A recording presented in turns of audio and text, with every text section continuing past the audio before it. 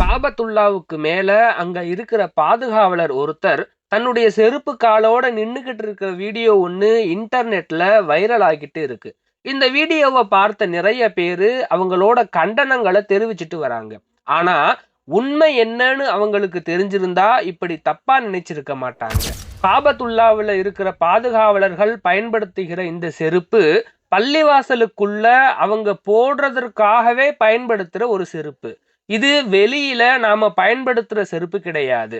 இவங்க பள்ளிவாசலுக்குள்ள மட்டுமே பயன்படுத்தக்கூடிய சுத்தமான செருப்பு இது. இப்படி பயன்படுத்துறதற்கு மார்க்கத்துல அனுமதி இருக்கு.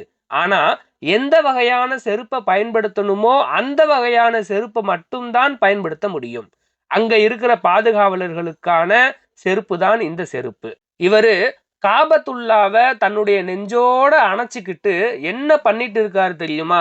இது இஸ்லாத்துல சொல்லப்பட்ட ஒரு வழிபாட்டு முறை. நபி ஸல்லல்லாஹு அலைஹி வஸல்லம் அவங்களும் கூட இப்படி செஞ்சிருக்காங்க. அப்துல்லாஹ் இப்னு அம்ர் ரலியல்லாஹு அன்ஹு அவங்க காபத்துல்லாவை தவாப் செஞ்சாங்க. நரக நெருப்புல இருந்து அல்லாஹ் கிட்ட பாதுகாவல் தேடுகிறோம் அப்படின்னு பிரார்த்தனை செஞ்சாங்க. அதற்கப்புறம் அவங்க நடந்து போய் ஹஸருல் அஸ்வத் கல்ல தொட்டாங்க. அதுக்கப்புறம் இந்த கருப்பு கல்லுக்கும் கதவுக்கும் நடுவுல நின்று தன்னுடைய நெஞ்சு, முகம், கைய காபத்துல்லாவின் சுவரோட விரிச்சு வச்சு ஒட்டிக்கிட்டாங்க.